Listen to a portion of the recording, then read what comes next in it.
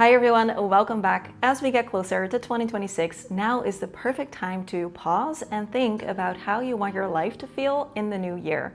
A little easier, a little lighter, and a lot more intentional. When we take the time to simplify, everything starts to flow more smoothly. We have more space to breathe, to rest, and to actually enjoy our days. For me, simplifying my life is not about being perfectly organized or productive or planning out every 5 minutes of my life.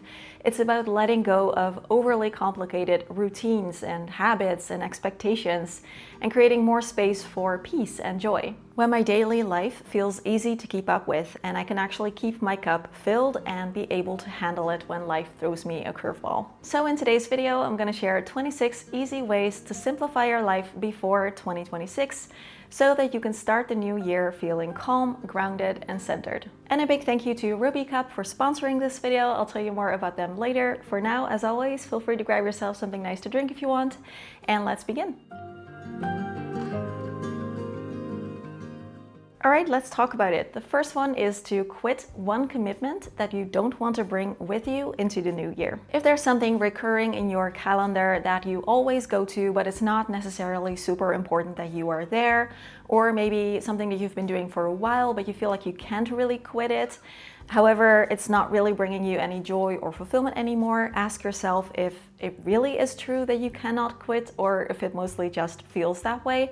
And give yourself permission before the end of the year to quit one thing that comes back in your calendar from time to time that you don't want to continue doing next year. You will have until the end of the year to cancel or quit or maybe tie up some loose ends there, whatever you need to do, and then you can start the new year without that one commitment or activity kind of weighing you down. So if there's anything that's not aligned with the kind of life that you would like to live starting 2026, then this is the time to see if you can cancel it. Number 2, create a self-care list. Write out a list of self-care activities that you enjoy doing, that refuel you or that relax you, and they don't have to be productive self-care activities either. It can be anything that you enjoy doing. Write a list of all these kinds of activities and write next to them the amount of time that you need for these activities. So that next year, it's easier to prioritize and make time for self-care because you have your list ready. And whenever you feel like you need a little self-care, a little me time, you can take out your list, choose an activity that fits your mood and the amount of time that you have available, and then you can do that thing easier.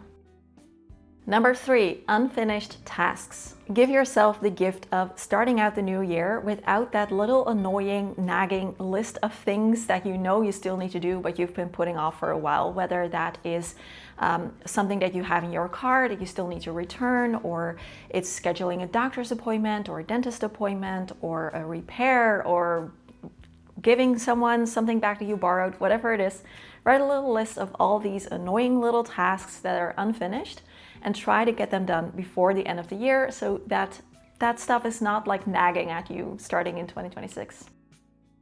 Number 4, simplify your periods. If you have periods, take a little moment to think about how you can make them easier or nicer or simplify them for yourself in any way. So as someone whose periods are always quite challenging to deal with, emotionally, mentally, physically, I am of the opinion that whatever I can do to make it easier for myself, I am allowed to do. For example, I always schedule out my periods in my calendar in advance so that I already know when they're going to happen and I'm not scheduling things in my calendar during that week that I could also schedule sometime else, to give myself that extra time for the extra rest that I will need. I make sure I have my cozy things like my hot water bottle, and I also just lower the expectations that I have for myself around doing chores or workouts or cooking elaborate meals. It's like if I feel up to something, then I will do it, but if I don't, then I just don't. What also has been a game changer for me is switching to reusable period products. So no more having to go out and buy single-use products every time, no more issues with leaking or being uncomfortable. So I have been using Ruby Cup's award-winning period products for about 1.5 years now, and I'm very happy to say that this video is also sponsored by them. Ruby Cup makes reusable menstrual products like period cups and underwear. I have been using their Flow Freedom underwear myself, and these are actually amazing. They're comfortable, eco-friendly, and they hold the equivalent of 3 tampons, so they've got you covered even on your heaviest days. The fabric feels buttery soft and the absorbent part goes all the way up to the back, so I feel so safe with these. I have never leaked once. They're also standard 100 by Ecotex certified, so no harmful substances. I also have their Fearless underwear. These are designed for lighter days. I love the designs on these, and I can wear these when I know that my period is going to start soon, as well as the last 2 days. Washing them is a breeze. Just rinse them in cold water and throw them in the wash on a cold, delicate cycle. They dry in no time, easy peasy. Plus, Ruby Cup is such a cool company. They use eco-friendly packaging and shipping. They finance an educational system in Kenya, and for each Ruby Cup purchased, they also donate one to someone who doesn't have access to safe period products. I honestly wish I switched over years ago. My periods are so much easier to deal with now, and of course it's better for the environment as well. Ruby Cup has saved more than 15,000 tons of plastic, and it helps you save money because these are reusable for years and years. If you want to try their underwear or their period cup, which also, by the way, has hugely positive reviews, then you can click my link in the description box and use my code Vera15 to get 15% off your order. So big thank you to Ruby Cup, and let's continue with the video. Number 5, set up a simple meal rotation. Make a list of 3 to 5 easy go-to meals that you enjoy and that you can make quickly, and then you can rotate these during the busier weeks. So this cuts down on decision fatigue and food waste, and you will always have ingredients that you actually use. Number 6, start your days with an easy, healthy, make-ahead breakfast. I usually do either chia pudding or oatmeal. Both can be made the night before you go to sleep, and they are easy, quick, healthy, tasty, just a really good start to my day. I'm always the kind of person who wants to eat basically straight after waking up, but if that's not you, then you can also just do this and take it with you and, for example, eat it at work. If you want to try my chia pudding recipe, I actually show how to make it in a Healthy Habits video, so I will link that for you right there and in the description. Number 7, have a simple preparation evening routine. What can you do the night before you go to sleep to help out your future self the next morning? Is there something that kind of always trips you up in the morning and gives you stress or costs time when you're getting ready to leave? And is there something that you can do ahead of time to make that easier? Whether that is already choosing what you're going to wear, or packing your bag, or making your lunch ahead of time. It might take a little time to actually turn this into a habit, but it will definitely be worth it in the end. Number 8, make a to-don't list. Instead of adding more to your to-do list, think about the things that you maybe want to stop doing in 2026, like doom scrolling before bed or overcommitting and saying yes to everything. So write a little list of all the things that you intentionally want to let go of in 2026, so you can have that list ready for you throughout the year. Number 9, get rid of one small distraction. Stop letting small distractions eat up big chunks of your time. It's so wasteful to spend your time on things that really don't matter so much in the end, whether that is an addictive phone game or some kind of newsletter that always makes you pause what you're doing and go shopping, or maybe it's a notification for something. See what is distracting you from what you actually want to do and see if you can quit that before the end of the year. Number 10, let go of one should. We all have things that we feel like we should do, some kind of expectation that we have placed on ourselves that maybe doesn't even come from anyone else, just comes from us. And take a little time to reflect on what it is that you feel like you should always do and whether or not that's actually realistic. It can be an easy thing like feeling like you need to vacuum every day, when it could also work to vacuum every other day or every 3 days, depending on the situation. Or you need to wash your hair every day, and it could also be every other day, things like that. But it can also be bigger things like feeling like you always need to be productive even during your downtime, that your hobbies need to be productive, for example, or that you always need to wake up early, or that you need to take a cold shower, or whatever it is that you feel like you should do. Let go of one should that doesn't really serve you. Number 11, declutter and organize the pictures on your phone. This might be a little bit of a bigger one depending on how many photos you have on your phone, but you can just set a timer on your phone, 10 minutes a day, go through the albums and delete as much as you can, because I feel like with all of these photos, more is not better. More actually keeps us from enjoying the ones that actually do matter and that help us to relive positive experiences and memories. So do you really need to keep a photo of that salad that you had 3 weeks ago? Or like, is it not going to matter to you a year, 2 years, 5 years from now? If not, delete as many photos as you can. And then with the ones that are left, you can see if you can organize them into separate albums by year or by event, things like that. But deleting is step one. So if you give yourself 10 minutes a day for the rest of the year, I can guarantee you that you will enter 2026 with a much better looking photo album on your phone. Number 12, create a drop zone. Simplify the process of leaving your home and coming back to your home by having a zone where everyone drops their keys, a place where everyone stores their shoes, hangs their coat, maybe hangs their bag or backpack, somewhere that makes sense and that everyone knows that that's where these things go, to keep them from cluttering up the rest of your space or having to look for your keys every time you want to leave the home. Number 13, you knew this one was coming up. Turn off all non-essential notifications on your phone. One of the best ways to simplify your life and have it be more mindful and intentional and take back charge of when you want to be on your phone and not the other way around. Notifications are noise and they are cluttering up your mental space. We know from research that when we see or hear a notification, our brain goes into alert mode. We need to check what it is, and before you know it, you're gonna be spending like 30 minutes scrolling on your phone. So take back charge and turn off all notifications that are not essential.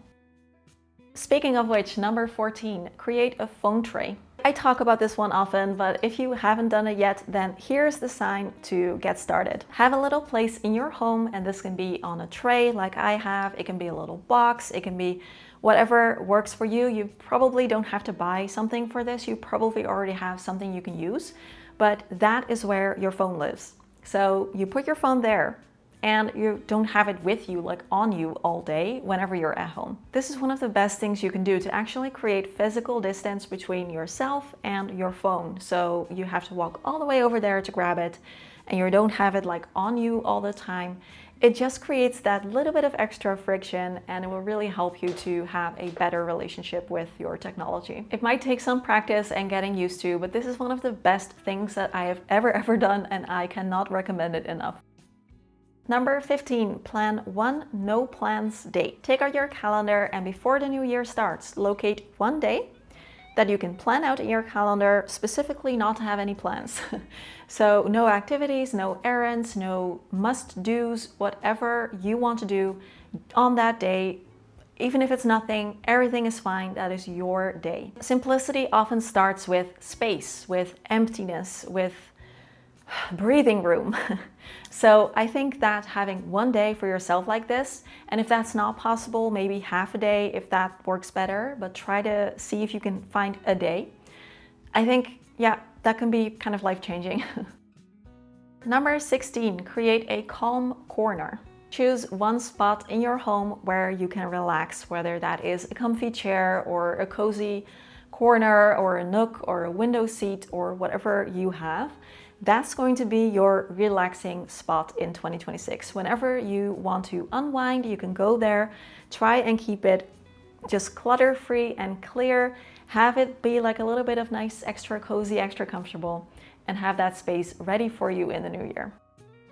Number 17, purposefully limit your options by making do with only one streaming service. Minimalism has really made me see that more options is not better in any way.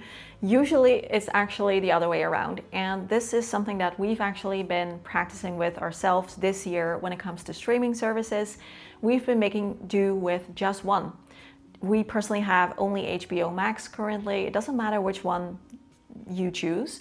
But the beautiful thing is that we have been discovering movies and shows on there that we never would have watched if we also had Netflix or Disney Plus or Amazon or whatever it is, and we've been having tons of fun with them.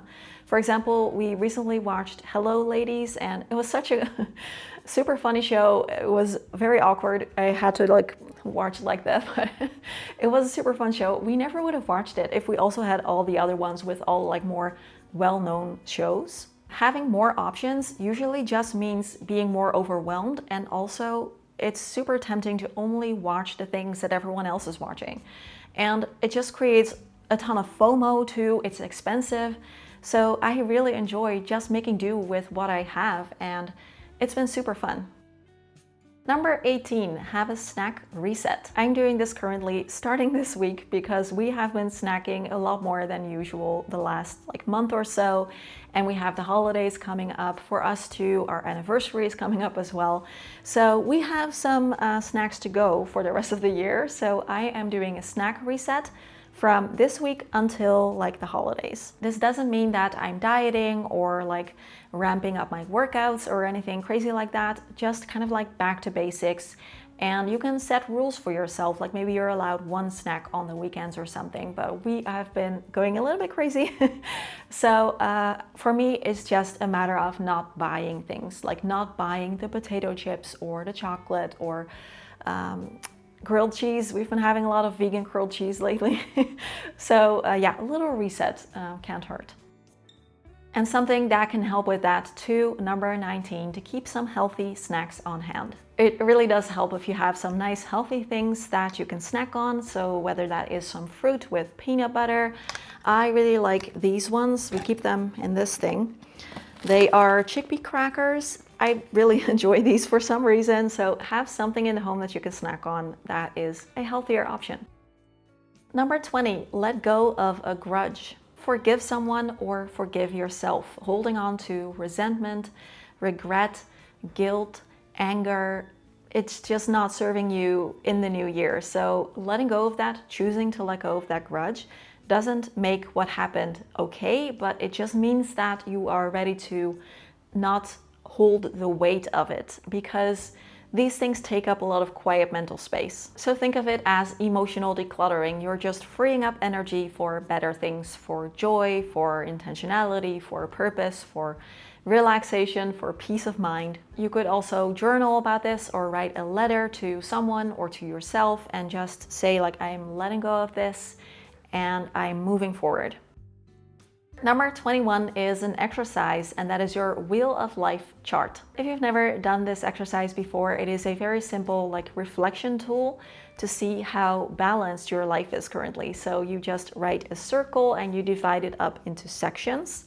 Things like health, finances, career, relationships, home, fun, personal growth, things like that. And then you rate your satisfaction for each of these from 1 to 10. It gives you a very visual snapshot of what's going on in your life, and it helps you to redirect focus to the areas that you feel could use a little bit more love and care and attention, and to actually do that intentionally rather than trying to improve your whole life all at the same time. You can find many examples online if you just Google Wheel of Life, or you can create your own as well, just kind of have fun with it. Number 22, a pain point for many people, and that is to set up an organizational system for your paper clutter. Let 2026 be the year that you're finally getting on top of your paper clutter. The first step is to select one place in the home where all the papers go. As soon as they come into your home, that is where they go, a little bin or a little box or a little folder. Everywhere puts their papers there, and then once a week you go through it. Immediately get rid of everything that you no longer need to keep and file the ones that you do need to keep into, like I said, a folder of some kind. The second step can be to handle the backlog of all the papers that you've already collected in your home. But if you don't set up the organizational system first and you wait for all that paper to magically be dealt with, then you might not ever start. So start up with the system first, and then once that is kind of moving along a little bit, you can start to do the same basically with all the papers that you still have. Number 23, let go of one thing that you are keeping out of guilt so that you're not bringing it with you into 2026. Letting go of the feeling, the burden, the guilt, the shame, whatever it is. Maybe you bought something that was way too expensive and you haven't used it much.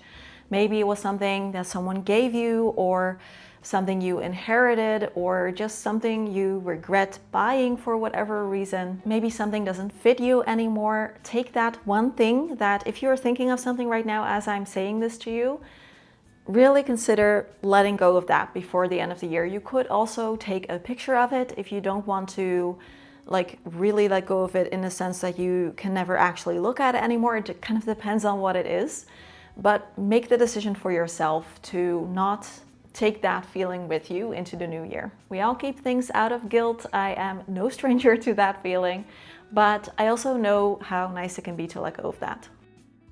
Number 24, simplify your skincare or beauty routine. Take a look at the products that you actually use and love and the ones that are just kind of there taking up space, because if you have fewer steps in your routine, it will save you money, it will save you time every time, and it might even give you a similar result in the end. It depends on what it is.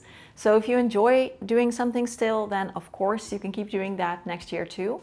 But if you can simplify, just take out some steps or some products, then that can be like a true win for yourself every day from now on.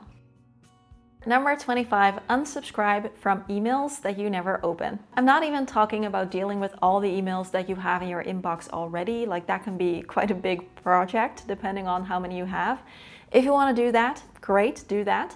But you could also just be like, okay, until the end of the year, every time I get an email that I would normally just delete unopened or let it sit there, I'm going to open it and unsubscribe from it so that I don't get those emails again in the future. That already saves you a little bit. And number 26, simplify your finances. There are two quite easy ways to do this before the end of the year, and that is to automate things. So if you have recurring bills that can be automated, do that. If you have some savings, you can automate that. I personally don't think I have any recurring bills that are not automated. So I very rarely have to actually like manually pay a bill. And also every month I automatically set some money aside to my savings. So I don't have to like think about that either. And it just saves up some time every month. And that's it, 26 small ways that you can simplify your life before the new year starts. I can't believe I'm saying this, that the new year is already like so close. We are getting so close to the holiday season too. So I would love to know from you, like, is there one of these 26 that really sparked something in you? Of course, you don't have to do all of them. So let me know in the comments, or if there's something else that you want to work on before the end of the year, let me know too. And if you're thinking that your home could also use some simplifying and decluttering, I recently uploaded a video where I shared 26 easy things to declutter before 2026. These are also things that are not like too big, too time consuming, but can already save you a lot of space. So if you're thinking that your home could use some love, I will link that video for you right there also and in the description box. Huge thank you to my channel supporters on Patreon and YouTube memberships. You really help me to keep this channel going and keep sharing the free videos for everyone on YouTube. So very big thank you, and links are also in the description. Wow, it's getting so dark all of a sudden and it's only noon, so pretty crazy. I'm gonna let you go. Huge thank you to Ruby Cup for sponsoring the video and supporting the channel as well. I highly recommend checking them out if you're interested. They have really just simplified my periods so much. So huge thank you to Ruby Cup, and link is in the description. As always, questions, comments, conversations down below. Thank you so much for being here until the end of the video. I really appreciate that. And I will see you again soon. Okay, bye-bye.